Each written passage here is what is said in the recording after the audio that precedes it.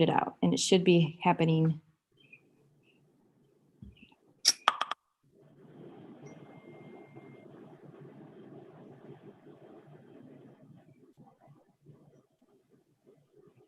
There it is. All right.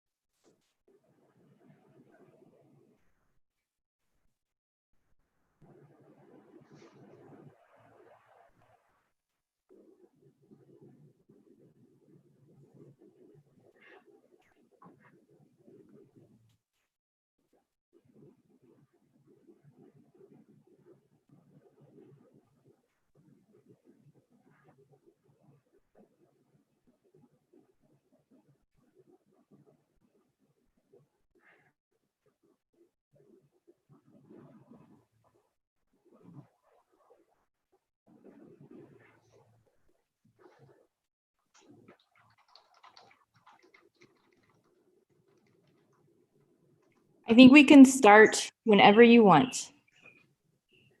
I think there's a little bit of a delay, but yeah. All right, I'll introduce. Hello, and welcome to the first talk of the 2020 Tyson Summer Seminar Series. My name is Rachel Penchakowski, and it is my pleasure to introduce today's speaker.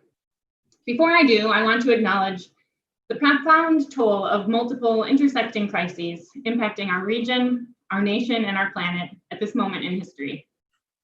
I'm referring to crises of racial injustice and inequity, of an ongoing pandemic, and of climate change. We as a scientific community must not turn away from any of these challenges. Instead, we must turn towards these problems to learn about their root causes, to document their effects, and to work collaboratively and inclusively to develop solutions. Today's talk will highlight effects of climate change on wildflowers and their pollinators in subalpine habitats. Our speaker is Dr. David Inouye, Professor Emeritus from the University of Maryland, Department of Biology. Dr. Inouye is joining us from Rocky Mountain Biological Laboratory in Colorado, where he has spent summer field seasons for nearly 5 decades. His long-term studies of flowering phenology and plant demography are supported by the National Science Foundation and provide critical insights into effects of climate change at high altitudes.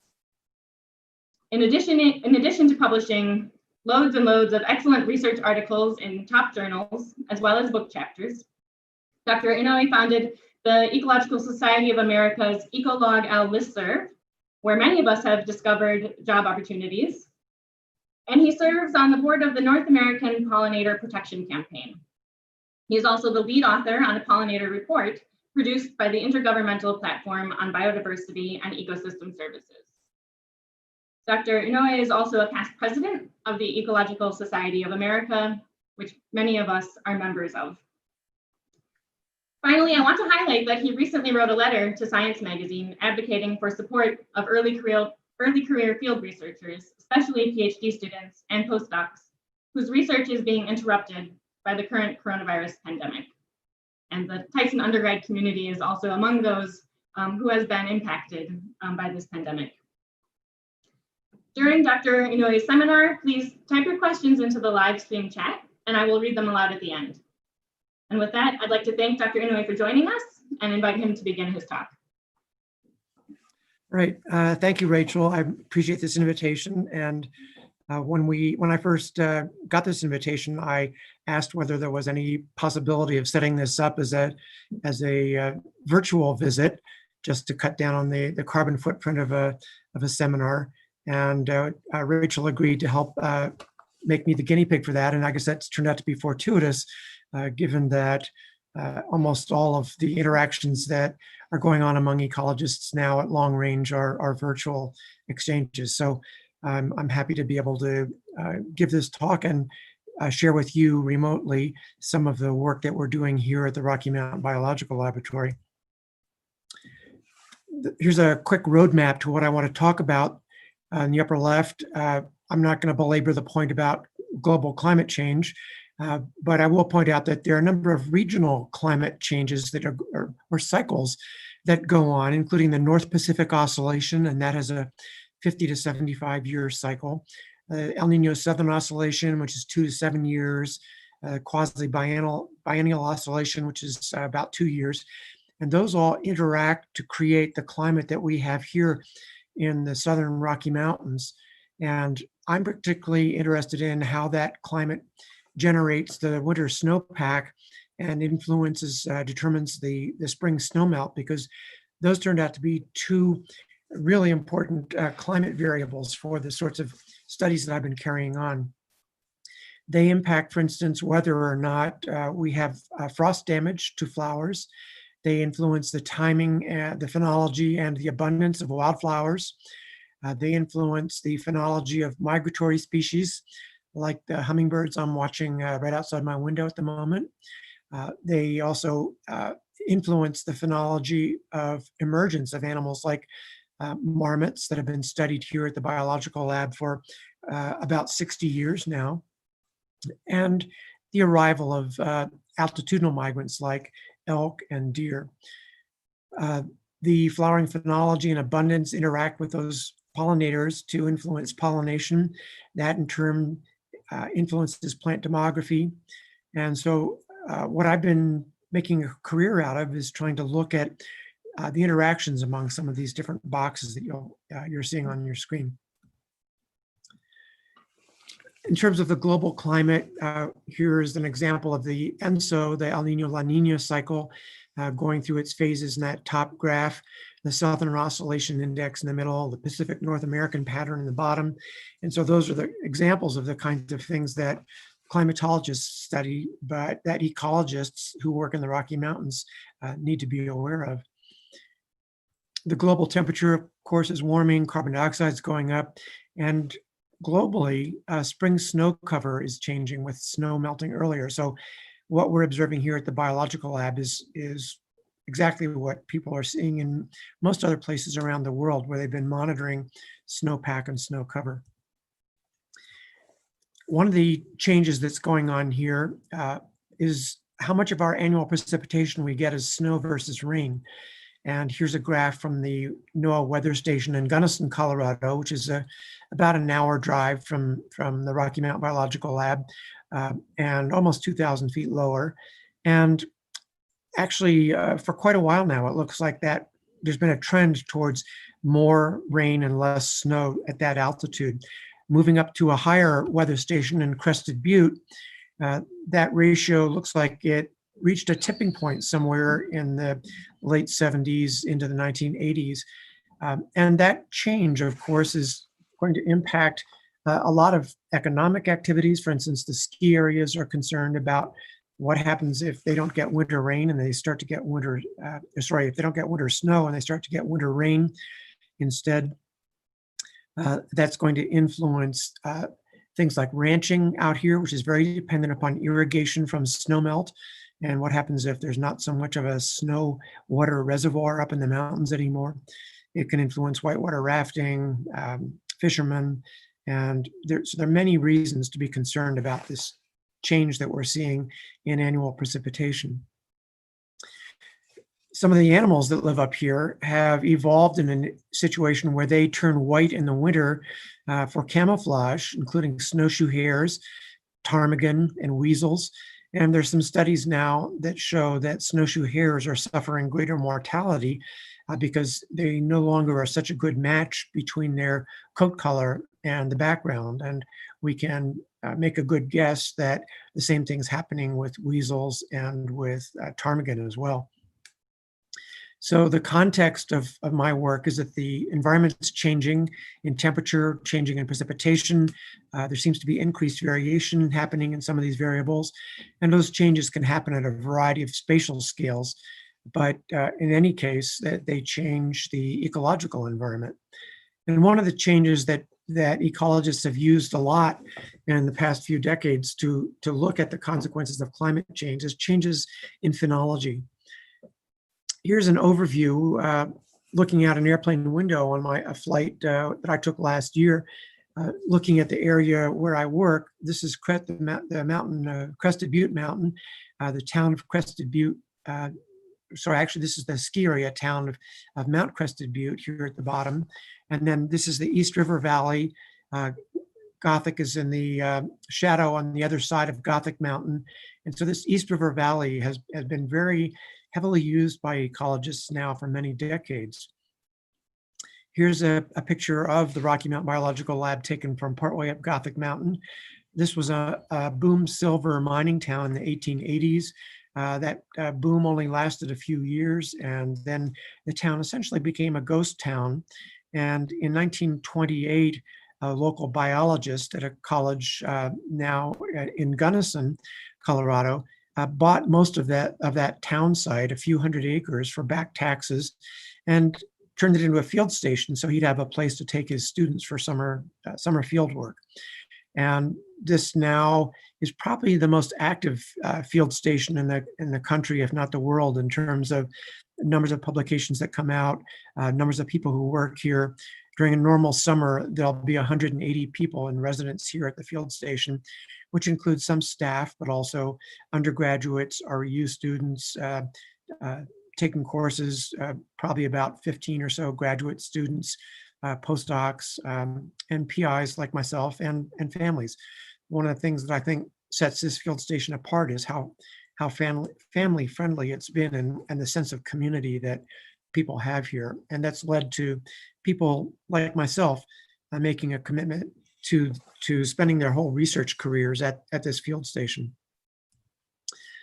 We get a lot of snow at this altitude, 9,500 feet, or about 2,900 meters. On average, about almost 11 meters of snow falls, but a wide range.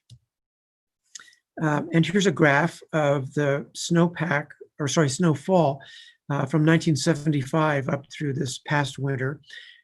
And a picture on the lower right here, taken in this winter of 94, 95, when I happened to be spending a sabbatical year out there, and we could ski off the roofs of the buildings if we were so inclined. On the bar graph, this winter of 76, 77, which was a low point up until a couple of years ago, was the winter that convinced all the Colorado ski areas that they had to put in snowmaking equipment because they weren't able to open at Thanksgiving, or in some cases even at Christmas time. Those data come from a friend of mine named Billy Barr. He first came out here, I think, the summer of 72 or 3, as the equivalent of an REU student. Went back, finished his degree at Rutgers University, moved out here, and he's essentially never left. And I think partly to combat boredom in the winter, he started recording every day how much snow fell and how much was left on the ground. In the spring, he started recording things like when he saw the first marmot coming out of hibernation, when did he see the first hummingbird, when did he see the first spring beauty or glacier lily. And I found out about 10, 15 years ago that he had these long-term records, and realized what a real gold mine that was for the ecologists working here at RMBL. And so I've collaborated with him on getting some of his data into publication. And a few years ago, he started to attract a lot of media attention, starting with this little movie. I think it's about 15, 20 minutes, called The Snow Guardian, which you can see in that link there.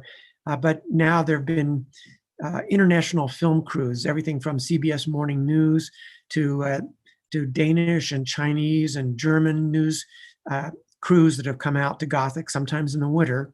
The CBS crew came out on snowmobiles in March to interview Billy and have him talk about how he got into this, and how he keeps these records, and a little bit about how important those records are now. Some of Billy's data for total snowfall.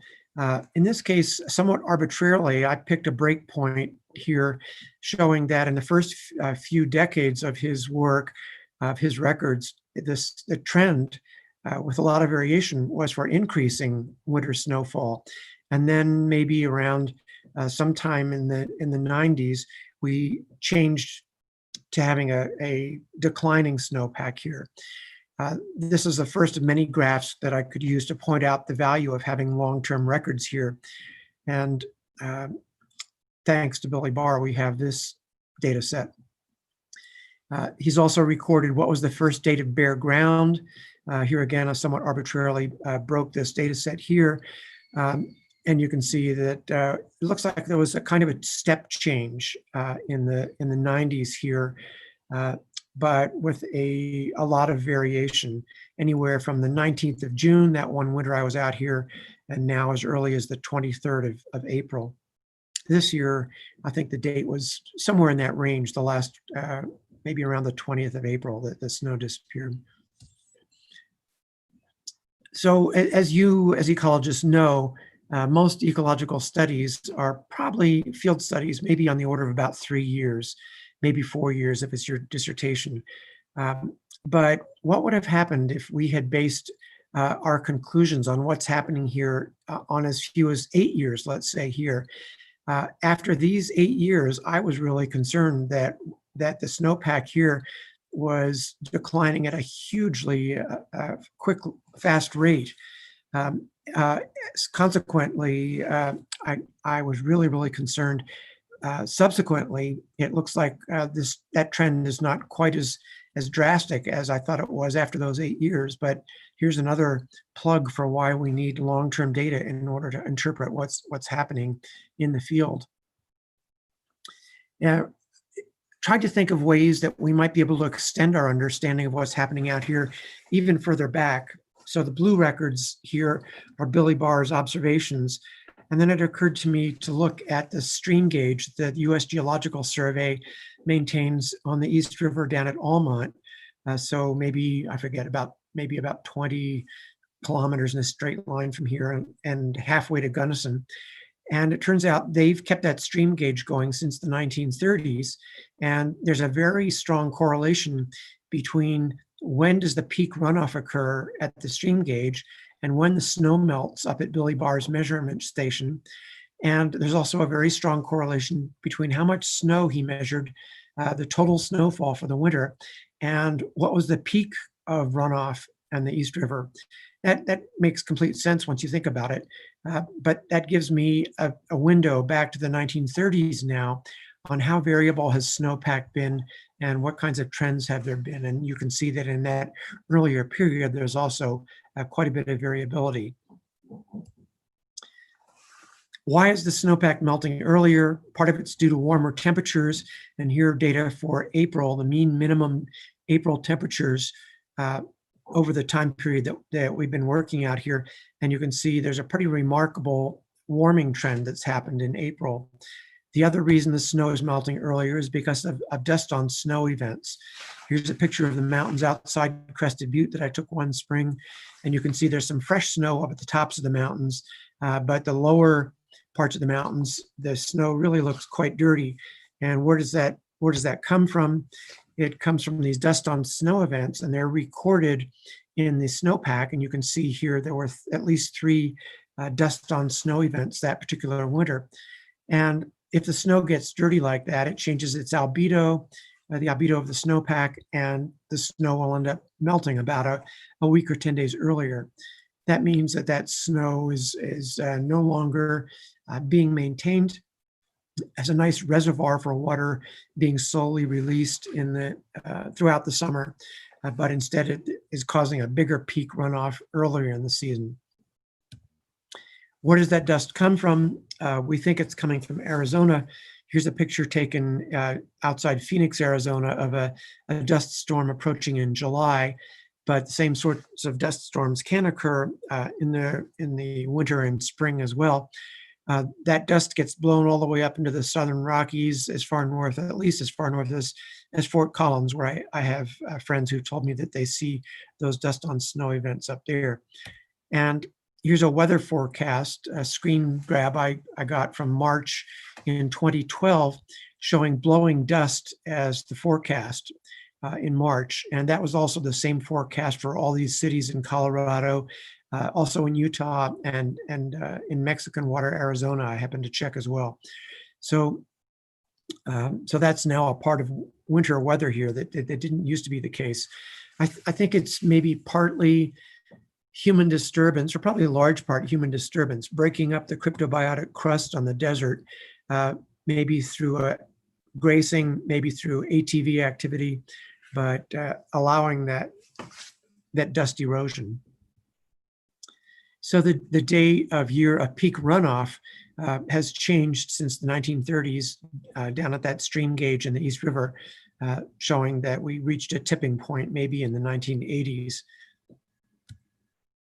So this combination of earlier snowmelt shown on the left-hand graph and warmer summers shown on the right-hand graph are generating that earlier snowmelt, earlier spring.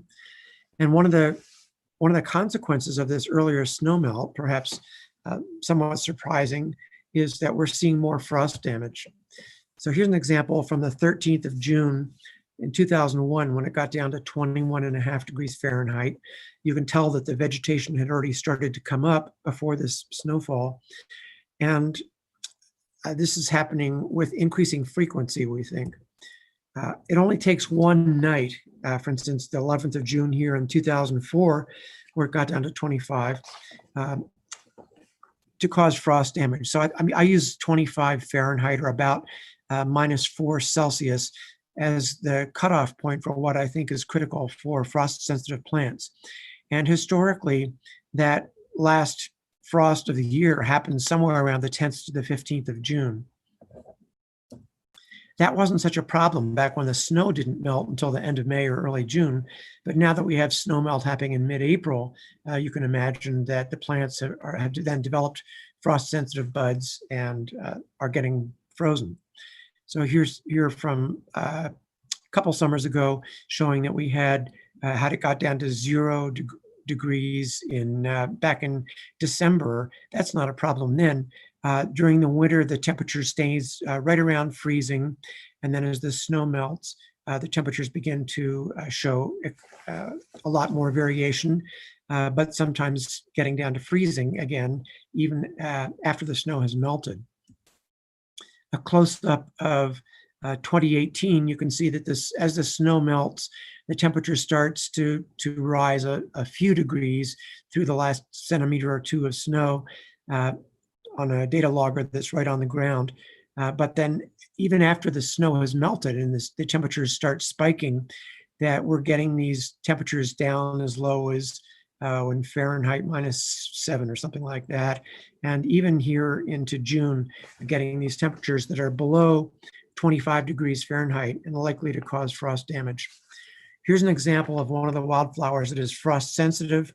I've worked on this plant for decades for a variety of reasons, one of which is that it secretes extrafloral nectar, attracts ants, which wander around the buds looking for extrafloral nectar, and in the process chase off these flies, taphritid flies, which are trying to lay their eggs in the flower buds. If they are successful, then the fly eggs hatch and the fly larvae eat the developing seeds. And these plants end up putting almost all their defense budget into attracting ants rather than producing secondary plant compounds, which might deter herbivores. Here's a picture of that extrafloral nectar, which is building up on a bud that I've kept the ants off of. And it's pretty rich in sugars and also in amino acids, and is very attractive to ants. And if it builds up, you'll also find beetles and other insects collecting it. So given that they don't have those protective compounds, the flower buds are also very attractive to herbivores, like this porcupine, which is eating a bud and is later on going to eat these other buds because they taste so good. So porcupines and deer and elk and sheep all love those. At lower altitudes, this plant, this study site used to be very, very common, as you can see. It's almost disappeared from this meadow now, I think partly, in large part due to the sheep grazing that goes on in this meadow now. In the shadow of Gothic Mountain, next to the biological lab, we have a meadow, many acres, which looks like this often in late June, early July, just full of these aspen sunflowers. But a picture taken the same time of year, the same meadow sometimes shows no flowers. And that's what happens in a year with frost damage. And I started in 1974 making some annual counts of the numbers of flower heads. And these zeros down here are years where frost got the buds. They can come back just fine the next year with thousands of flowers. But I think these events are becoming more common, more frequent.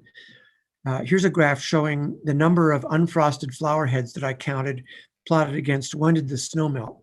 If the snow melts early, we're likely to have these years like the ones in blue, where there was frost damage and it freezes the buds, as in this upper left picture. If you have a late snow melt, then you're likely to get these more normal sunflowers, as in the lower right picture. These are long-lived perennials. I've dug up some of the plants. My guess is that they live at least 80 years in some cases, and maybe a year or 2 years, or maybe even 10 years with frost. If they don't make seeds, maybe that's not a big problem for the plant's demography. But if these frosts start coming much more frequently, they're not making seeds, therefore they're not making seedlings. And because they're long-lived perennials, it'll take a while for this plant to disappear from these meadows, but I think at least raises a red flag at this point if they're not making so many seeds. We do know that in a year with the frost, like in this lower half of the slide, that the potential for population growth is very, very close to just the replacement rate. Whereas in a good year for flowering, they have a much higher value of lambda and are much more likely to be a growing population. So that was a paper that one of my postdocs put out. We've actually had a couple papers about this, but the most recent one was last year. The citation's down below. This affects not only wildflowers in the mountains that we're studying, but also agriculture in this area, and also globally, it turns out that farmers see these same events. Here's a farmer's market in Denver where they're apologizing for the high price of peaches because they had a 70% loss of their peaches. And that happened this year again. So in the area where I live now, near Paonia, Colorado, it's a big fruit growing region, and we had no apricots, we're going to have no cherries, there'll probably be no peaches. We're not sure yet about the nectarines and apples, but worldwide, including grape growing areas, are seeing, I think, more frequently these late freezes that we have a false spring, a warm spell early in the spring that triggers flowering, followed by a late frost that gets the flower buds and the young fruits. Let me go back to this graph that I showed a few slides back of these flower counts and take a look at that. And you probably can notice, maybe you noticed the last time, that there seem to be cycles going on here. And I think that's a real phenomenon, despite the zeros. If you eliminate those zeros, it even looks more like a cycle. And so here's another plug for why you need decades-long studies in order to pick out a phenomenon that's taking place at a somewhat greater than a decadal scale. And I think it's climate-driven. And this was a paper that was published in 2010 by some climatologists who discovered evidence of a decadal cycle for precipitation in various parts around the world. So here for Northern California, here's for the Central Rocky Mountains. And the cycles are not the same in all these areas in terms of their periodicity, their length. But what I did was to cut out from this Central Rocky Mountains graph their curve. And I might point out that they weren't able to figure out what's generating these cycles. They looked at a variety of phenomena and decided all they could say is, here's this phenomenon, we haven't figured out yet what's generating it. But look what happens when I cut out these few cycles from the end of their graph and superimpose them on some of my data. In this case, the day of snowmelt. And what I've done here in these black lines is taken 8-year running intervals. So the first 8 years, the next 8 years, the next 8 years, and said, what is the slope for those 8 years? And then superimpose this graph from the climatologist paper. So I think we're seeing evidence here of those same cycles, and then those are reflected in turn in flowering by Helianthella, by that aspen sunflower. let me try and broaden this discussion to say, how are pollinators being affected? And I'll start this out shortly with an example for this butterfly. But let me talk first about how we get the data for the wildflowers, and then talk about how that's influencing the pollinators. So we have a long-term phenology project here. Here's a phenological clock. The spring beauties here, the Claytonia, are pretty much done for the year. Willows, some of them are still going. We can still find glacier lilies. The Delphinium natalianum is just ramping up. And then we'll move through this cycle. I'll talk later about this gentian, the Frasera at the bottom. And I've talked about the Heliodella sunflower here. And then we work all the way up to the late gentians. And then these are some of the pollinators that we see, including this butterfly that I'll come back to in a minute. So in 1973, there were a handful of us who were graduate students out here working with plants and insects. And on a snowy June day, we got together to talk and decided we'd collaborate on a project where each of us would pick a habitat and set up a handful of 2 by 2 meter plots, and then go around every other day and count all the flowers in those plots, do that for the whole summer. And so we did that for about half a dozen habitats for the first year. Had some great information at the end of the year, decided to keep it going a second year. And after that, most of the group figured they had the information they already needed. And I picked up one other set of plots and continued one that I'd been doing. And I've kept that subset of plots, some about 30 something plots going ever since then. And we've added another 10 or so plots over the years. So we've now counted probably closer to 6 million flowers by going out there 3 times a week. And for about 120 different species, we have these long-term data now. From one of them, that first plant to bloom after the snow melts, the spring beauty, you can see how closely when they come into bloom is tied to when the snow melts, and how variable it can be. So anywhere from the 24th of April, and that was pretty close to what it was this year, and as late as the 14th of June. Another plant for which we have data is a bluebell, the tall bluebell.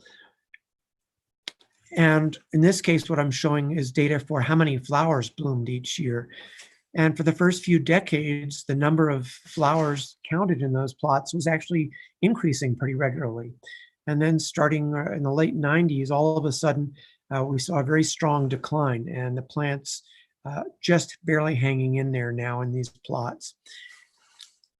Back in the 70s, Graham Pike, who was a graduate student at University of Chicago at the time, was doing altitudinal transects for bumblebees and wildflowers. And this was one of the flowers that he counted down around the town of Crested Butte at 8,800 feet. And he also looked at the bluebells, the Mertensia, that they were visiting. He came back, I think it was 2000, maybe around 2005, 6. He came back, went down to Crested Butte, and the plants were gone. And I think what we've seen is that the climate's changed enough that the lower end of the altitudinal distribution of this plant has come up in altitude to 9,500 feet and above now. Unfortunately, we haven't kept close track of what's been happening at the higher end of the altitudinal distribution, but this may be one example of a wildflower that no longer grows at the lower altitudes because it's gotten too hot. So back to that butterfly, Spiraea mormonia.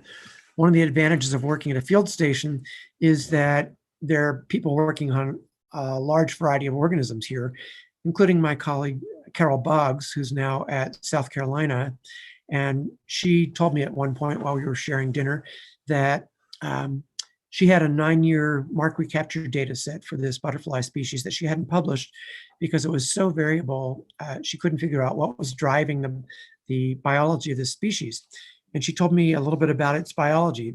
This butterfly is unusual in that the females get almost all their nectar from this one erigeron species that's shown here in the picture. And the females are a little bit also unusual because the number of eggs that they can make is determined strictly by how much nectar they can gather, whereas many Lepidoptera use larval resources that they garnered as caterpillars to make eggs. So this butterfly is very closely tied to this one wildflower. And I said, oh, well, I have data on the abundance of that wildflower and the phenology of that wildflower. Let's put our data sets together. It turns out this erigeron is one of the frost-sensitive species. So here's a frost-killed bud and a graph showing how many flowers did we count plotted against how much snow was there on the left on the 30th of April. If there's a lot of snow left and the snow delays flowering past the time of frost, then we see lots of flowers. If there's not much snow, the plants start blooming early or start developing early, and then are likely to get hit by a frost. And the bottom line here is that if you look at the population growth rate of the butterflies in year T+1 and plot that against the ratio of flowers per butterflies the year before in year T, that there's a very strong relationship here. We can explain 84% of the variation in the butterfly population's growth rate by variation in flower abundance. And there's also a bit of an effect of frost on the caterpillars themselves. But whoops, we go back.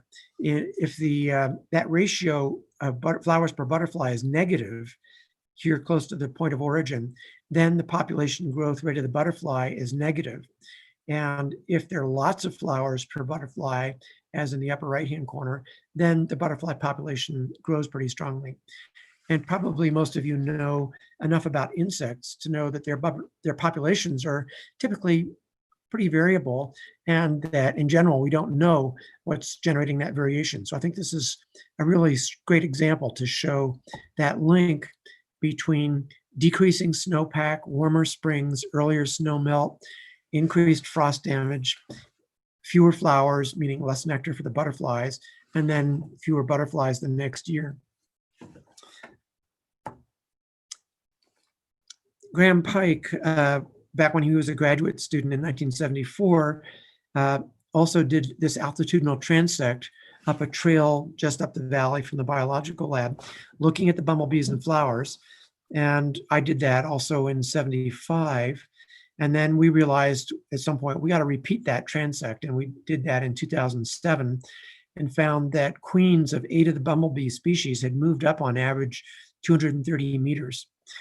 We were hoping to repeat that study again this summer, but I think we're not going to be able to get the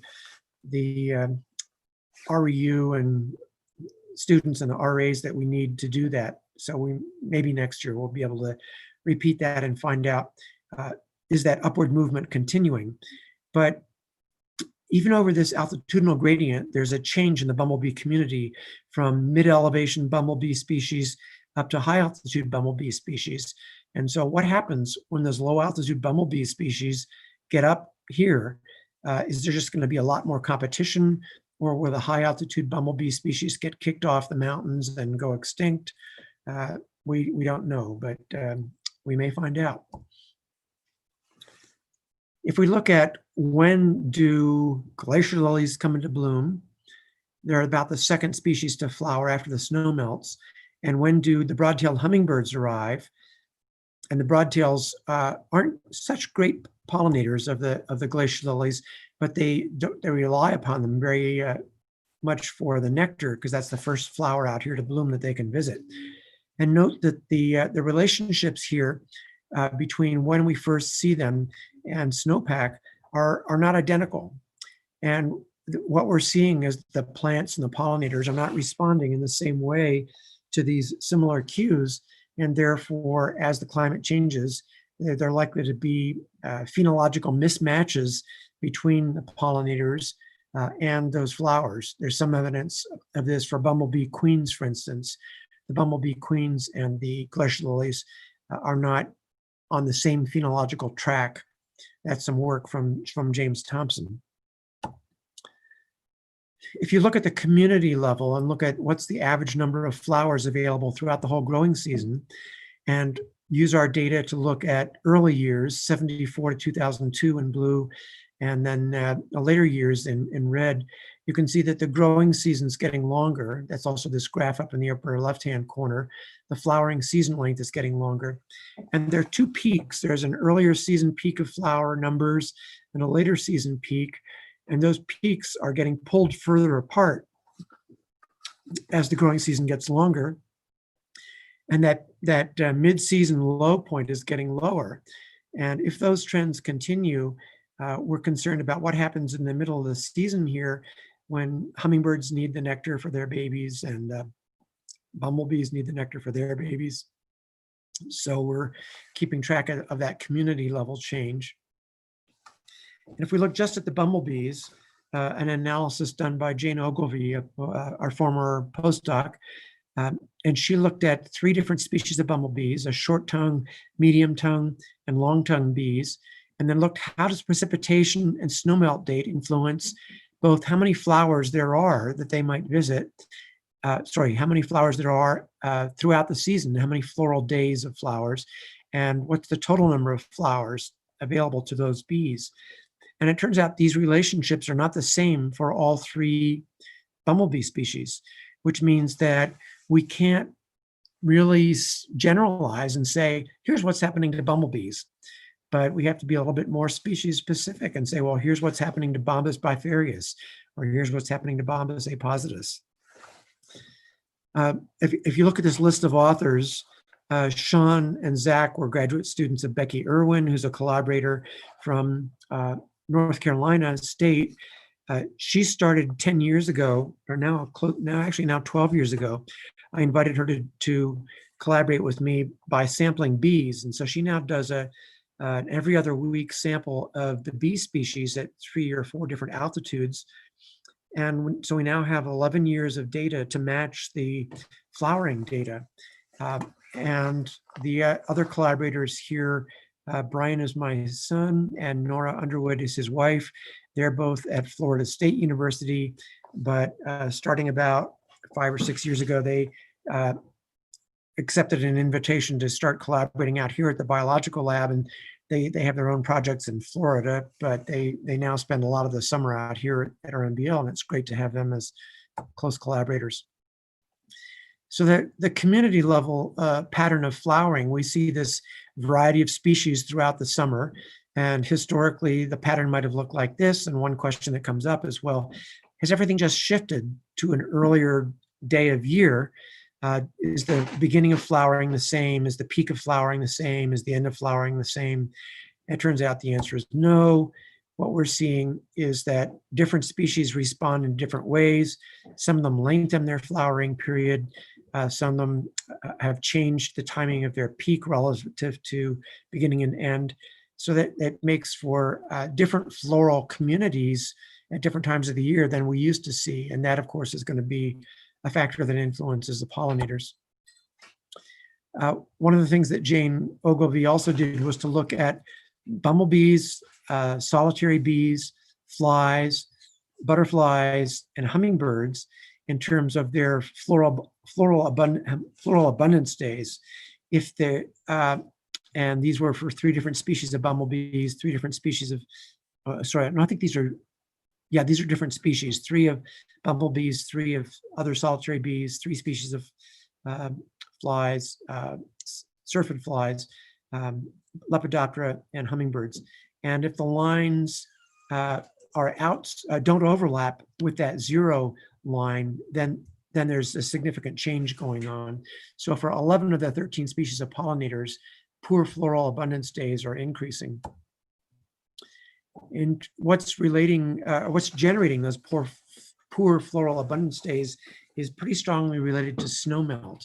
So for snowmelt date, for temperature and precipitation, how do they influence poor floral abundance days? And again, if those lines don't overlap with the 0 vertical line there's a significant effect. So for most of the snowmelt dates that we've looked at for those 13 species, that seems to be what's influencing floral abundance days. So these metrics for floral resources are changing divergently for different pollinator species, including this broad-tailed hummingbird male visiting the Aquilegia, the red columbine flower. Okay, I'm going to change gears here and stop talking about phenology, and I want to end up talking about a couple of species of plants that I think you'll find interesting. one of which is this monument plant or green gentian, which is a congener of a plant that Peter Bernhardt just sent me some pictures of today, which is having a massed flowering year near you. Here's a picture of a massed flowering year happening near me last year. For instance, here's a meadow that had over 3,000 of these plants flowering, and on average, they're probably about 25 to 35 years old here when they flower once and die. Here's a picture of the flower and a bumblebee visiting it. I've been doing a demographic study of an alpine population of this plant. So you can see some of the non-flowering rosettes here in the foreground and a dead flower stalk from a previous year. And we have now followed since 1973 several thousand individually tagged plants here. And if you ever wanted a long-term data set, let me know. Here's the data for one individual that was a seedling, a recruit in 1982. I missed it the next 2 years when it was really, really small. And then it had 2 to 4 leaves. And then in the 33rd year, I couldn't find it. And I think that plant died after 30 some years. Whoops. And here's that plant when it was 30 years old next to my finger. So you can see it's still pretty small at 30 years. Another plant that I've followed now for coming up on close to 50 years. And I don't know how long it had already been at 2 when we first tagged it in 74. And here's that plant when it was 40 plus years old. Another one that was a seedling in 1994. And this picture was taken 2 years ago. So let's see, it's 20 plus, at about 25 years. And so this plant shown here next to his tag is older than the research assistant who helped find that plant and measure it that year. Another one. So at a minimum, they have to reach the 12 leaf stage. I've seen one that waited until it was 64 leaves before it flowered, on average more 25 to 30 years. And I think some of these plants like this 64 leaf are probably pushing 80 to 100 years before they flower once and then die. I did plant some from seed in 2000, let's see, I can't see the year here. 1982, I planted these seeds. The first one that flowered was 21 years later. Here's the history of plants that flowered. Majority of them flowered this past year, which was a big flowering year when they were 37 years old. This is the study site right next to where the biological lab was putting in a new building several years ago. And fortunately, I was able to get them to shift the floor plan a little bit to save my long-term experiment there. One of the things I've done here is count the number of flowering stalks in the East River Valley. So I've now counted since 1979 the number of plants I can see from the road as I drive up the valley. Last year, as you can see, was a record flowering year. And then it's somewhere between 2 to 7 years between these mass flowering years. And I know on these years on the left that they were mass flowering years, but I didn't count them those years. Here's what it can look like in a mass flowering year near Crested Butte Mountain. And the question comes up, what triggers those mass flowering events? And it took me 30 something years, but I think I now have it figured out. If you look at summer precipitation, not in the year of flowering, not the year before flowering, sorry, this was the year before flowering, not 2 years before flowering, not 3 years before flowering, but all of a sudden at 4 years before flowering, the flowering event, there's this huge jump in the R-squared value between precipitation and flowering. And it turns out these plants preform their leaves. So the big leaf here is a current year's leaf. And if you pull those all off, as I've done here, you can find the preformed leaves down inside. And you find about 3 to 4 times as many preformed leaves as current year's leaves. I think these are annual rings here on the roots. And then occasionally, a couple times I've found actually a preformed flower stalk starting in the middle of that. So here's the number of flower stalks I've counted plotted against May to July ring lagged 4 years. It'd be interesting to know whether 4 years ago was a big rainfall year in your area and see if that correlates with the flowering that you're seeing this year in Frasera caroliniensis. I've also counted flowering plants in a particular plot and how many plants I thought were big enough to flower but actually didn't. And unfortunately, I don't have every year for these bar graphs in the bottom, but after this big flowering event in about 87, there was a decline in the number of plants that were big enough to flower, because some of them had, but that number's not going back up very much, which leads me to worry a little bit that the plants aren't replacing themselves. But because they're such long-lived plants, it's going to take a few more decades of work to figure out if these plants are disappearing now from this altitude. The last one I'll talk about populations are Veratrum tenuipetalum, and people from the biological lab dress up in costumes on the 4th of July for the parade in Crested Butte, and I walk on my stilts on the 4th of July. This is also mast flowering. That's my wife, who's 5'1", so they're big plants when they flower. They're clonal, so this clone is in full bloom. This clone is not yet in full bloom. Here's another small clone that's still on bud behind a big clone in bloom. And these clones we are identifying based on phenology and color can get to be quite large. We know that they only clone in years in which they flower, and that they only grow a couple of millimeters a year. And so I'm guessing that some of these clones are probably 500 to 600 years old. Their mast flowering doesn't match the mast flowering of Frasera, and we can go quite a few years between years when we find mast flowering. But Amy Eiler, who's also another former postdoc, came up with a model that seems to predict if you have a cool summer and then you have to wait for preformation, then 2 years later that you may have a mast flowering year. And she calculated that from 1928 to 1983, about 1 in every 5 years you'd have mast flowering, whereas since 1984, only about 15% of the years were cool enough to trigger these kinds of mast flowering events as shown in this picture. So if that trend continues, we're not going to see as many mast flowering years, and the plants also won't be able to reproduce vegetatively, to clone the way they do in a flowering year. Larkspur, we were out doing demography of that plant this morning, pollinated by bumblebees and hummingbirds. Their flower numbers are highly variable, but highly dependent on snowpack. If you look at the maximum number either of flowers, the upper line, or of inflorescences, the lower line, you can see how strongly they're affected by how much snow we had the previous winter. And since we didn't have much snow here last winter, we're not finding many flowers to count this year. And that in turn is going to influence the population biology of the flowers and influences the availability of those flowers for the bumblebees and the hummingbirds. So the mean number of flowers per inflorescence is declining over time. And these plants abort, almost all of them have some buds aborted at the top of the inflorescence. And the number of aborted buds has been going up over the decades that I've been counting that plant. The percent of aborted buds is related to when the snow melts. So snowmelt date may be influencing these plants in a variety of ways. I'm going to skip some of these and conclude here just saying that the climate is changing.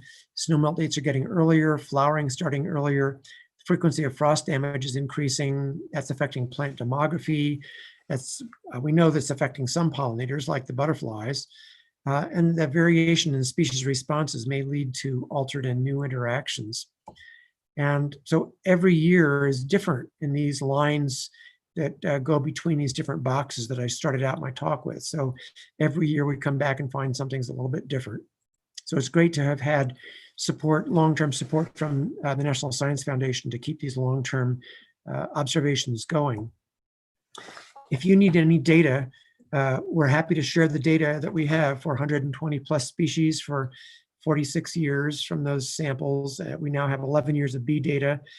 We have a bibliography for those publications and a data request form, but you can do a quick search and find this RMBL Phenology project that my daughter-in-law, Nora Underwood, put together.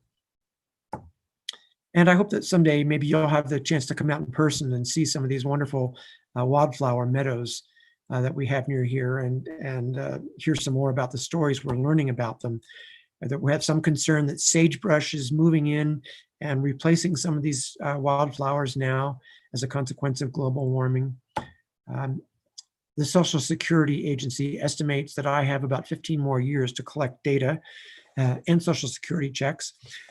So I'm hoping to keep some of this data collection going, and maybe keep some of it going through a second generation now that my son and his wife are helping with this project. So maybe I'll stop here and try and answer any questions you might have.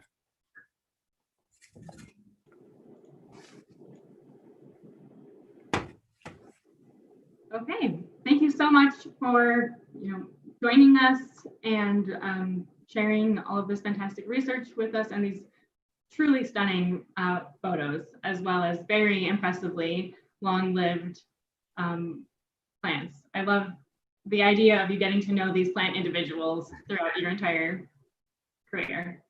Come on out and I'll introduce you sometime. That would be lovely. So if we were all together in person, you would be hearing thunderous applause right now. So we just have to imagine that in this moment. But Sure. Questions have been rolling in the live stream chat. Okay. So I'll start asking some of them. So one question was regarding frosts, late season frosts, and plants with earlier phenology. But the question is, on the other hand, is climate change causing later and less predictable freezes? So are the dates of freezing also changing? At least here, it seems to be holding steady about the 10th to the 15th of June. In some other parts of the world, the last frost dates do seem to be changing and getting earlier. So the frost-free season is shifting on both ends, but that doesn't seem to have been happening here. I might mention with regard to frost that Carol Augsburger did a nice paper looking at a big frost event that happened in the early 2000s, I think it was, across the Midwest United States, and it undoubtedly happened in your area too. Great, thank you. Okay, so another question, sorry, that first question that was from April Hunter. This next question is from Elora R, who asks, do you have any ideas as to what may have caused such a strong decline between the 1990s and 2000 and the year 2000 that has been shown many times in the graphs? Well, I think it's related to climate change. I think we've seen these warming temperatures. I think that's probably what's responsible for instance, those bluebells just disappearing from my plot. We know that they're still common higher up, but we know that they've disappeared completely from lower down. And the only thing I can think of that's changed that much over that time period that could be responsible is temperature. Of course, unfortunately, we haven't done any long-term experiments to try and manipulate temperature for that particular species. But if you want to do the experiment, I'll get you some seeds. All right. Okay. So, Laura R., I hope you've taken note of that answer in particular. One of our new incoming graduate students, Anna Wassel, says there are lots of species of the same genera here in Missouri. She's thinking of Claytonia specifically. However, snow is also much more sporadic here in Missouri. And so she wonders, would you expect that time of last snowmelt is having as much of an influence on blooming time for the congeneric species here? Yeah, I think if I were working with species in your habitat, I would probably look at something like growing degree days rather than snowpack, since that's not going to be an influence every year. One of the effects of snowpack in your case could be that because snowpack is such a good insulator, that it might have a significant influence on growing degree days if you were measuring them at ground level. So it might be interesting to see whether in years in which you do have a late snowpack, whether that changes flowering in a direction that's unexpected if you were looking just at snow at growing degree days. Great, thank you. Okay, some of the new questions that have rolled in. So there was one question about what species, if any, may benefit from earlier snow melts. And I think you started to get to that perhaps with sagebrush invading. Is that an invader that can handle early snow melts better than the resident native species? Well, that information about sagebrush comes from an experiment that was done by John Hart from UC Berkeley. So for about, I think it was 15 years, maybe 17 years, up until last year, he had a set of electric heaters running year round over a patch of meadow here at the biological lab. And one of the consequences of that warming and drying of the soil seems to be that sagebrush increased at the cost of some of the herbaceous wildflowers that we had that were in those plots. And so that's, I think, the basis of that statement, that the warming temperatures seem to be benefiting sagebrush. And so there's some concern that maybe 20 years in the future, instead of having the annual Crested Butte Wildflower Festival, there will be the annual Crested Butte Sagebrush Festival, which might not attract as many tourists as the Wildflower Festival does. Yeah, sure. And Paul Elliott asks a related question about invasive species like sagebrush. So he says, considering the observational nature of your research, would you ever consider control measures against these invasive species? We're fortunate that we don't have a lot of invasive species here. These wildflower meadows, like that one that you can see on my screen at the moment, those are all natives. We do have some trouble along roadsides, and some of the citizens in Mount Crested Butte have organized to help pull oxeye daisy and tragopogon, goatbeard, that do show up, but again, mostly along roadsides. We do have a lot of dandelions, but again, those too tend to be mostly in disturbed areas. So one of the fortunate things about working in this habitat is that we don't have a lot of invasives. One that we do have around the biological lab, though, is Linaria vulgaris, butter and eggs. And we have instituted some experiments and some control measures to try and keep that Linaria in hand. Great, thank you.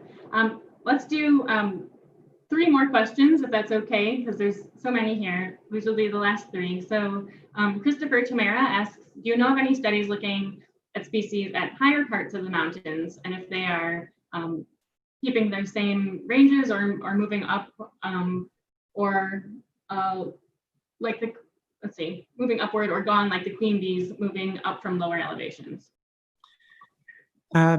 Take a look at on the internet for the Gloria project, which started in Austria maybe 15, 20 years ago. So that's a worldwide project to try and look at mountaintops and set up permanent plots that are surveyed every 5 years, at least every 5 years, and to look and get some idea, are plants moving up in altitude and how quickly? And there is a Gloria project site here near the Rocky Mountain Biological Lab. There's also at least one or two others in Colorado. So that's going to help provide some information about what's happening at the higher altitudes. I'm not doing any work myself of looking at that, what's happening at higher altitudes. Great, thanks. We'll look into that. Okay, so the penultimate question is from David Queller, who asks, does seed predator saturation play any role in the masting species you have studied? Interesting. So there don't seem to be any specialist seed predators on that green gentian.